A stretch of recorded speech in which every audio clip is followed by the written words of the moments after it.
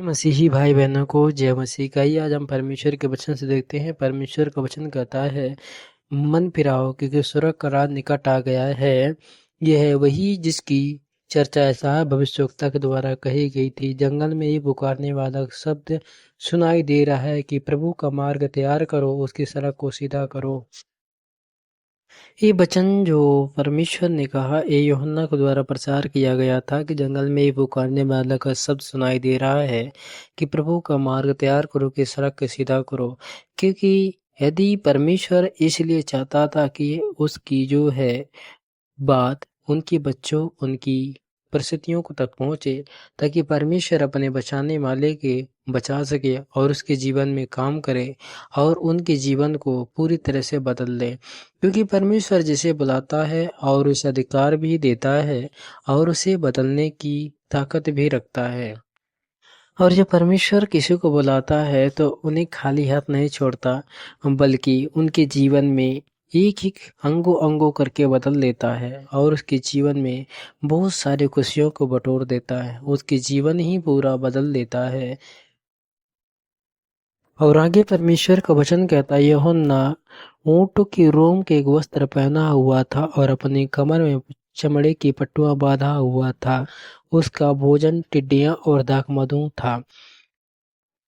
यूहन्ना जो परमेश्वर का दास था, प्रभु को जानता था और प्रभु यीशु मसीह को बपतिस्मा यूहन्ना ने ही दिया था।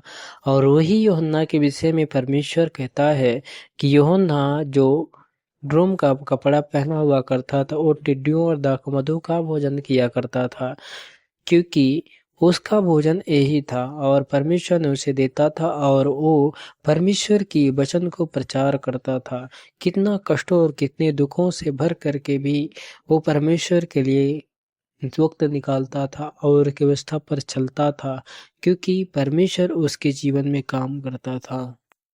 आज जो हम परमेश्वर के कलाम को पढ़ते हैं, जो आज हम परमेश्वर की उपस्थिति की महसूस करते हैं, सब ये परमेश्वर ने अपने दासों को द्वारा लिखाया है और बड़े कष्टों से और बड़े परिश्रम से उनके दासों ने लिखा, ताकि ये जो हमारे जीवन को बदलने की प्रयत्नता की। इसीलिए परमेश्वर ने अपने दासों को बताया ताकि वो लोग लिखें और हम लोगों के जीवन को बचा सकें। क्योंकि परमेश्वर सबसे ज़्यादा हमें लोगों का फ़िक्र करता है। वो नहीं चाहता कि हमारे बच्चे अंदर की और परिस्थितियों में डूब जाए और वो नहीं चाहता कि हमारे बच्चे अनाथ हो जाए। इसीलिए परमेश्वर अपने इकलौते पुत्र को भी भेजा, ताकि वो अपने बच्चों को सीधा मार्ग दिखाए और अपने बच्चों को प्रेम करे। क्योंकि यदि आज हम भी प्रार्थना करें तो परमेश्वर से प्रार्थना करें, उपस्थित परिस्थितियों को महसूस करें और हमें परमेश्वर से बराबर क्योंकि परमेश्वर ने इतना हम सबके लिए किया, क्या हम उसके लिए वक्त और थोड़ा सा समय निकाल कर प्रार्थना ना करें? क्योंकि प्रार्थना जब करते हैं तब हम लोगों के जीवन में बदलाव होता है। प्रार्थना ही है जो हमें परमेश्वर से जोड़ता है।